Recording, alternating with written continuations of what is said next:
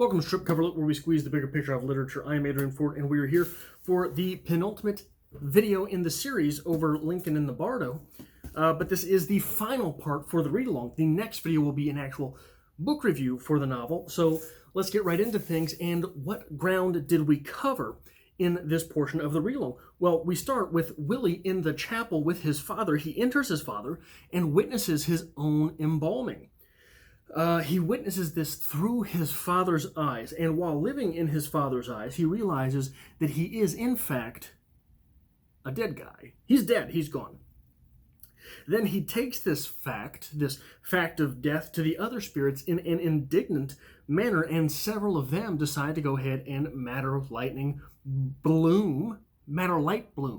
I think I've been saying that wrong this entire series. Matter light bloom. And then so does Willie, in a very unceremonious fashion. Bevins and Volman confide in one another as they decide they, too, should go. But first, they decide they should make amends with Elise Traynor. They did a poor job of helping courier her to the other side of the afterlife when she first arrived there. They decide to go ahead and apologize to her, see if there's anything they can do in their final moments in the Bardo. And they happen upon her in the middle of some pretty intense suffering, being tortured in a train car, as it were. A train car that's on fire, and she's being sort of harassed by a bunch of pigs that are speaking. Very, very George Saunders type scene. Volman goes in and does his... They have a little conversation, and she says, "Hey, do me a favor and blow this all away, will you?" So he does his matter light bloom, and poof, destroys everything. It's all gone, the whole shebang, leaving only Bevins, who, after some quick reminiscing of his own, some reflection on his life and those things which might have been, goes ahead and leaves as well. All of our main characters gone. Willie, gone. Abraham, gone. Volman, gone. The Reverend, gone. Bevins, gone. We have 8 more pages of novel left. And in these 8 pages, we have, of course, the obligatory ghost orgy, which, that's why I came to this novel, right? That's why we finished the book, isn't it? We came here for the ghost orgy, which was promised on page 1 when it says, "Hereafter there will be ghost orgies," right? Isn't that what we're here for? Then we get the bachelors going to sleep for a couple pages, which seemed to be necessary. And then we have Manders rambling on about a random child. And then we end the novel, of course, with a character that we never really knew anything about. This character, of course, is musing slightly, about both of those individuals, which might be the titular character here.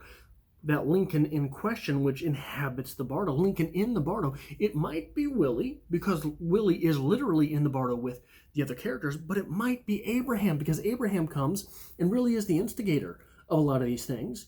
And though he is not spiritually in the Bardo, he's in the Bardo as the Bardo is inhabited by all of the spirits that we get to know along the way. And that is, of course...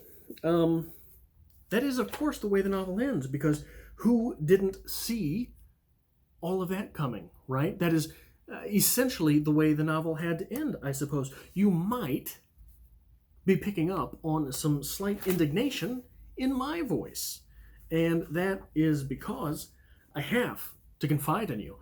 I haven't been this disappointed in the end of a novel in a very, very long time. So, speaking about this novel in general, those things which had gone on in these pages, the literary part of things, we're going to start on page 288, which with something I thought was a fairly nice little touch. This coming to us in one of the chapters that is a sort of a congregation of other voices. This from Root Op Sit. The mother, being distraught, The burial clothes had been selected by the father and sent down to us in an oversized hat box. That's a nice touch because, of course, we're talking about Lincoln and his stovetop hats, right? Um, Maybe it's another hat, but you have to sort of envision that being one of those stovetop hat boxes. Those stovetop hats that made Lincoln so famous. He was 6'4", and he wore a 10-inch-ish hat, which made him 7 feet tall to observe. So that is quite interesting.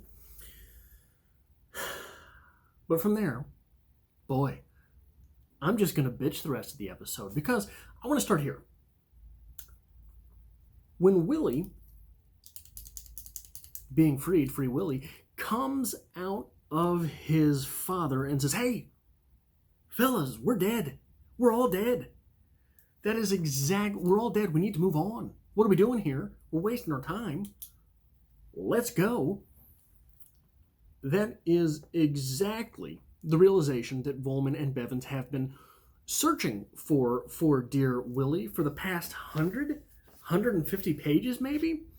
150 pages of a 340-page novel, 345-page novel. So the entire last third of this novel, we've been looking for that revelation for young Willie. We've been searching for the fact that we've been searching for Willie to bring Willie to the realization that he needs to go ahead and accept death and move on. So why, oh why, when this revelation is stumbled upon by young Willie and he is coming forth with this revelation, why do all of the characters herein, including the two, including Bevins and Volman, who wanted Willie to come to this revelation, why do they freak out on him for doing so? Why is that? It is something which is, I think, less... So we brought up the idea of this being very movie-like in the last episode. This is very un-movie-like because this, though it is not a plot hole, it's a character hole. It is a weird thing that characters are doing. It is a weird... It's much easier to see than it is to read. I think that this clash of character motivations and anti-motivations is much easier to see because of sort of the way our brains work. The way we recognize people and interact with people is not on a page, it's as we look at them. Though that is changing a little bit with text-based conversations through our phones these days. But really, it's a lot easier to see. So mistakes like this rarely make it into movies, but they're much more prevalent, I think, on pages. And this is a bad one. This is a really bad one. They get him to their goal, the thing they wanted him to do, and then they freak out on him for doing just that thing. It's not realistic. I'm not going to get into it too much, but it's not realistic. It is hypocritical. It is completely counter-narrative to the last 150-ish pages. Moving on page 338.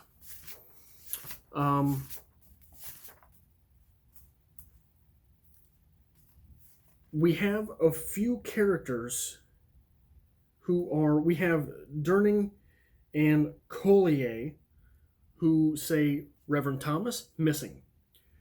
Even Bevins and Volman, two of our most long-standing and faithful residents, gone. How long we pitied these, so gullible, broken by the rantings of a mere boy, lost forever, such fools. 2 lines later, what a slaughter. This is as Willie has had his revelation and several people have matter light bloomed away into the next phase of the afterlife. After that, we have the same Lance Durning telling us what a slaughter. and we had only managed to survey a tiny fraction of the premises. That portion of the dialogue, what a slaughter. And we'd only managed to survey a small fraction of this cemetery. What it is meant to do is it is meant to say, hey, how many people might really be gone? But what it actually communicates is that, hey, these people that we've already cited as missing might not actually be missing. So how do we know that? Oh, right, because we're all coming from the same mind, the mind of George Saunders, who knows everything in the narrative. This is a hole. This is a plot hole as far as books go. If they've only surveyed 10% of the cemetery, how do they know that Bevins and Volman are not in that other 90%? They did not witness these individuals matter light bloom. They only know that they matter light bloomed because they are in the mind of George Saunders, our author. This is a plot hole in rather nefarious fashion, in fact, because it should take you directly out of the text. It's poorly written. It is terrible. It's awful. It's miserable. It's stupid. It is a stupid hole to have in this novel. While I'm complaining, we have on 292,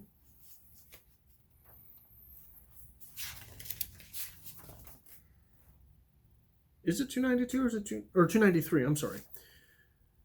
This is a quote from one of these congregations of other texts, one of those chapters. The president turned away from the coffin. It appeared by sheer act of will, and it occurred to me how hard it must have been for the man to leave his child behind in a place of such gloom and loneliness, which never, when responsible for the living child, he could have done. This is a heavy quote. This is something that should hold a lot of gravitas. I am not sure if it is an actual quote from another text or if it is from Saunders himself. It would be quite damning if one of the greater gravitas moments of this portion of the novel is from someone else's voice. But it just so happens that on page 23 we get this. Imagine the pain of that, Andrew, to drop one's precious son into that cold stone like some broken bird and be on your way. This is, if in private correspondence of Mr. Samuel Pierce by permission of his estate, is an actual document, it's a little bit damning to the narrative of the story in that what it means is that Saunders is not only painting this story with someone else's paints, he's using someone else's brushes occasionally as well. He is laying on the page quotes from someone else in order to make his own points, but he's also reincorporated those quotes into other parts of the novel to say the things that he, the narrator, wants to say. Now, when we move on from that, but in accordance to that, this type of moving on from his son, but being stuck with the son, if that makes any sense, being tethered to the idea of Willie. On 302, so what we have there is we have Lincoln leaving the body of his son while his spirit is tethered to him, right? Does that make any sense? But on 302, we have this from Bevins and Volman. Bevins says, there in his seat, Mr. Lincoln startled. This is as Willie is leaving. Is matter light blooming. There in his seat, Mr. Lincoln startled. Volman says, like a schoolboy jolting suddenly awakened class. Bevins tells us, looked around. From Volman, momentarily unsure, it seemed, of where he was. Bevins gives us, then got to his feet and made for the door. Volman tells us, the lad's departure having set him free. This is Willie emancipating, the great emancipator, from that spiritual binding. Could be a very nice and symbolic moment. Should be, in fact, a very nice and symbolic moment.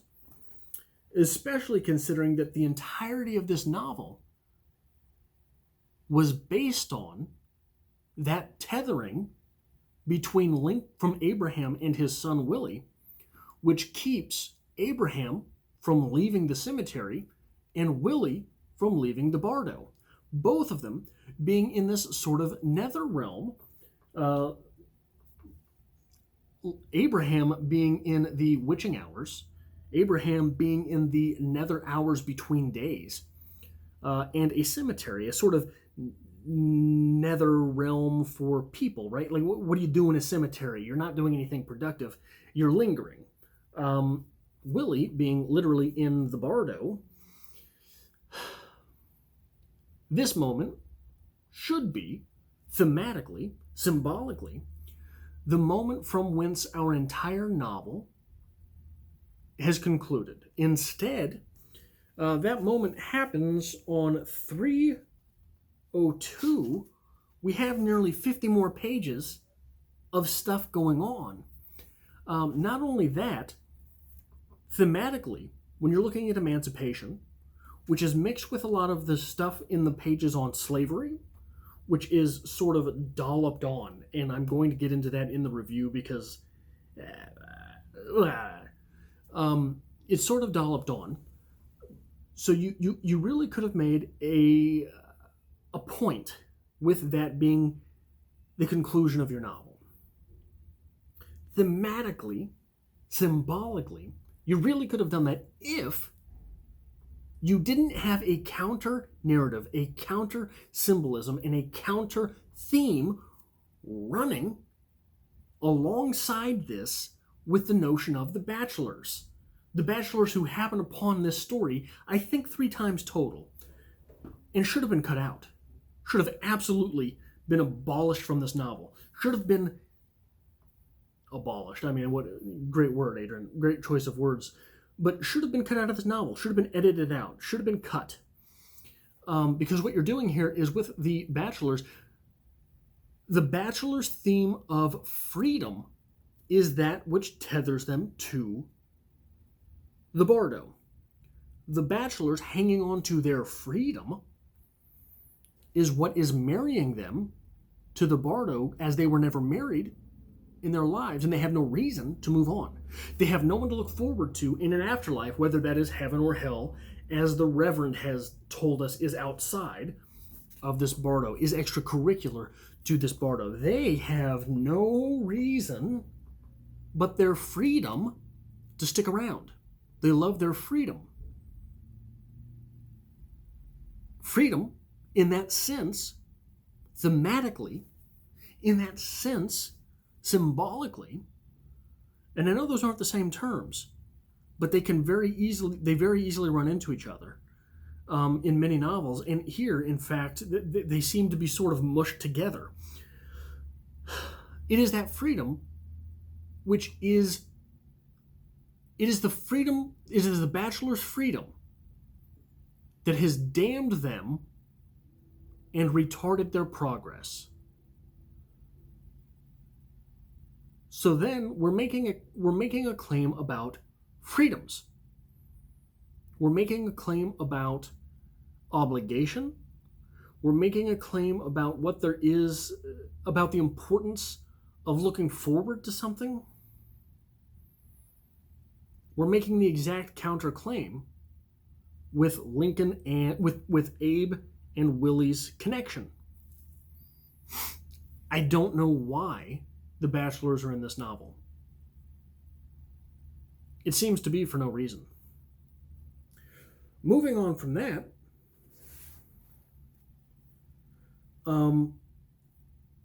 we have, okay, so I'm going to get into, on page 327, I am going to talk a little bit about stereotypes because I try to do this when it comes up, because I think it is necessary to comment on these things in a non-cancel culture type of fashion.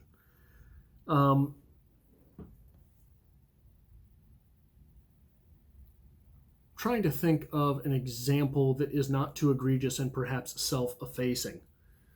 Um, if you have a white guy in your novel, a white guy in his 30s who mansplains everything, it's not necessarily a problem or a political statement unless he's the only white guy in your novel. If you have, so there are white guys who that's what they do. That's their thing. Mansplaining.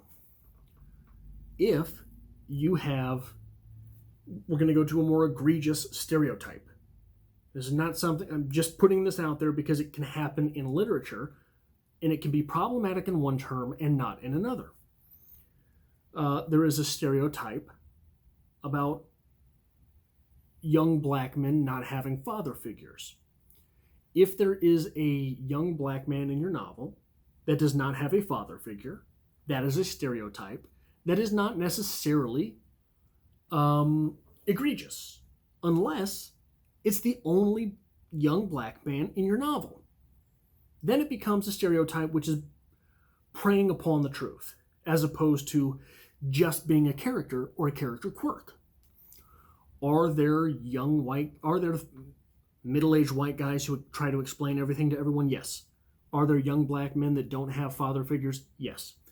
When they are the only example in your novel of that, that's when it sort of rides the line of a stereotype for the sake of having a stereotype, because you are employing that stereotype as something which you are claiming to know, if that makes any sense.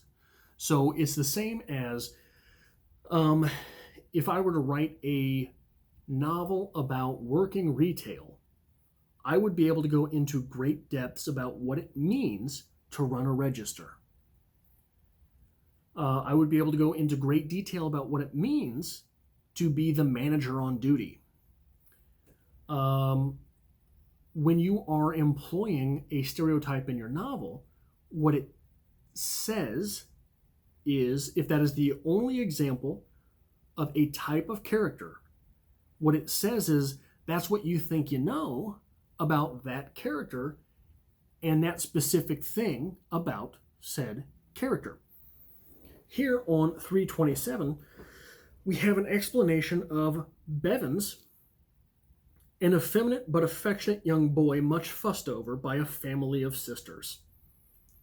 This is a stereotype about gay men. Why is this particularly egregious in this example?